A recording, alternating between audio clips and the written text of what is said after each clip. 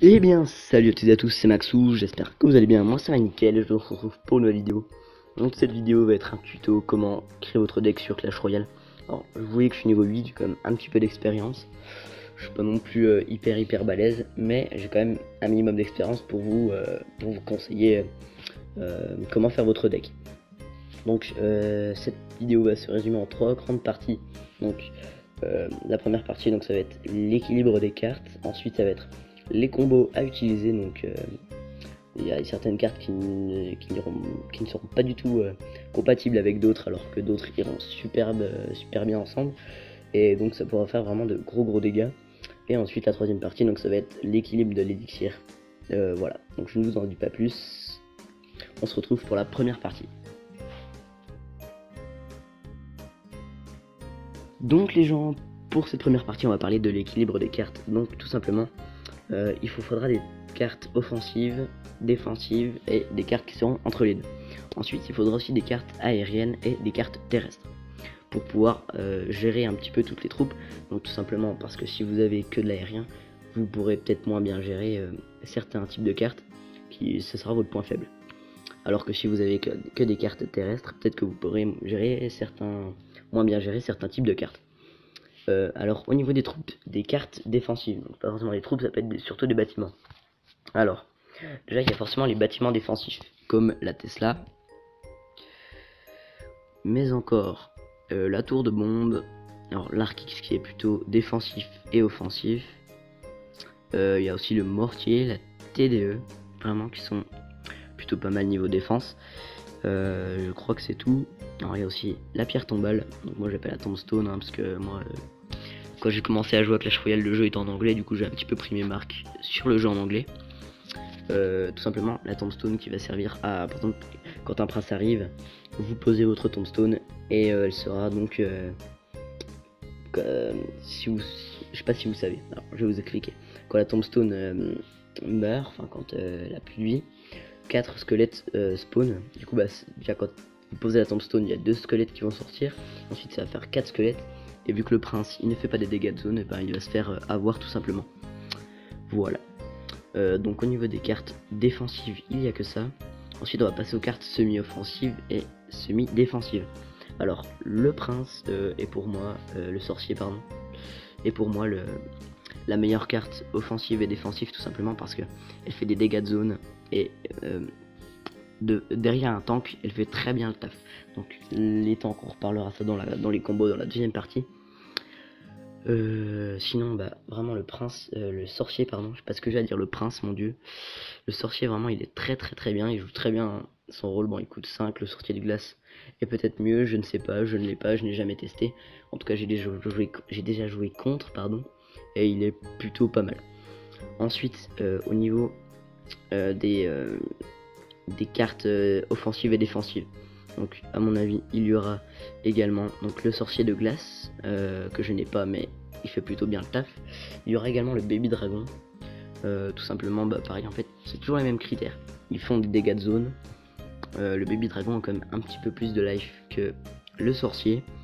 Ça c'est pas négligeable, pardon, je suis obligé d'aller voir dans le chat, d'ailleurs je vais donner les troupes, mais voilà, c'est quand même un bon équilibre, je trouve. Ensuite, il y a les troupes comme la horde de minions. Parce que ça, par exemple, un ennemi balance un golem avec rien derrière. Bien sûr, s'il y a un sorcier, c'est mort.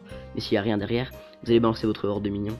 Et votre horde de minions va bouffer le sorcier en quelques secondes. Donc ça va être vraiment cool. Voilà.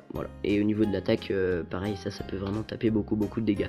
Contrairement à cette carte, donc je n'ai pas cité dans la défense, mais j'aurais dû, qui va être plus basée sur la défense, puisque au niveau de l'attaque, elle vaut pas grand chose à part d'occuper les tours de sorciers, les tours d'archers pardon ennemis. Voilà, donc également les minions pour la défense et l'attaque. Ensuite on va passer au troisième type de cartes, donc les cartes offensives. Donc les cartes offensives, ça va être les cartes qui vont attaquer principalement. Donc moi je vous dis le chevaucheur de cochon qui est vraiment très bien dans sa matière.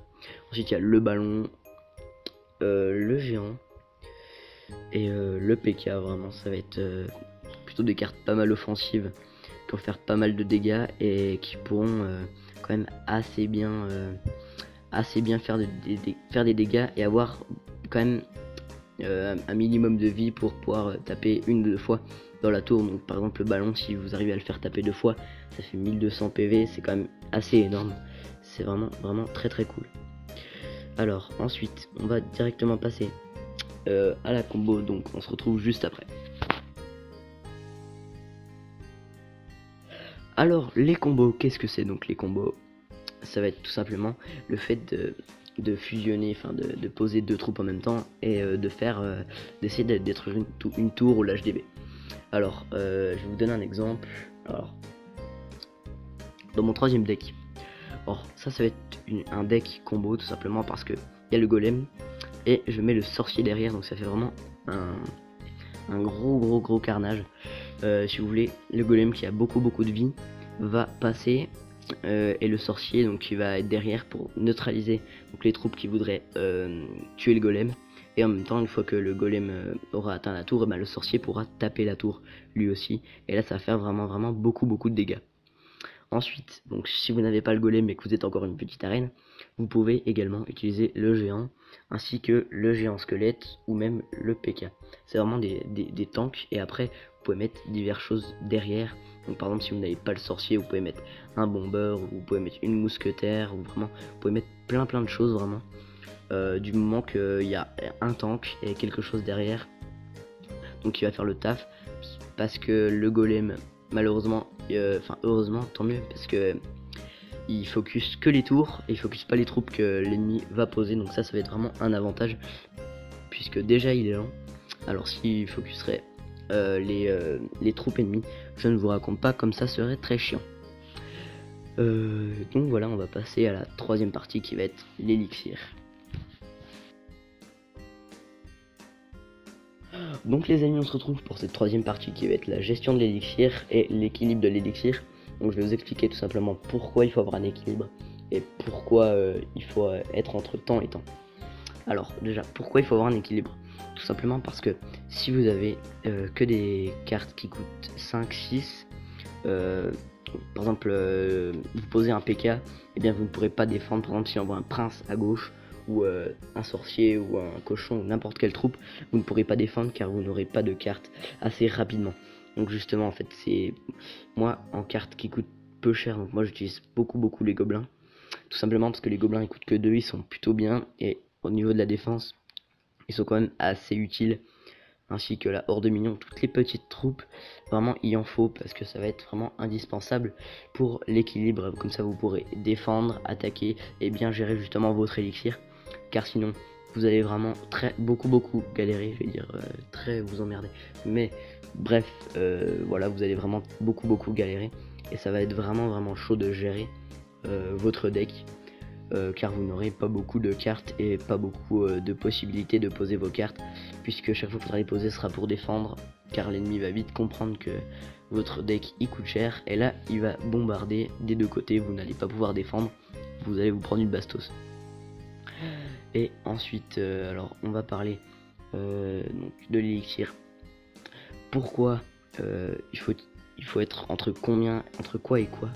Donc tout simplement il faut être entre, moi je dirais entre 3,5 et 4,5. Donc là vous voyez qu'avec ce deck je suis à 4,4 pardon. Donc tout simplement parce que le golem, regardez, si je remplace le golem par une troupe qui vaut 5, bon c'était quand même, on a quand même baissé de 4 points, vous voyez c'est quand même le golem qui prend beaucoup. Donc ne vous fiez pas toujours à ça, car si vous avez un golem vraiment il va prendre beaucoup, enfin il va augmenter le taux d'élixir vraiment de beaucoup. Voilà. Donc voilà les amis, c'est déjà la fin de cette vidéo. Si elle vous a plu, n'hésitez pas à me montrer dans la barre des likes et des commentaires. Sur ce, moi je vous laisse, c'est bon game.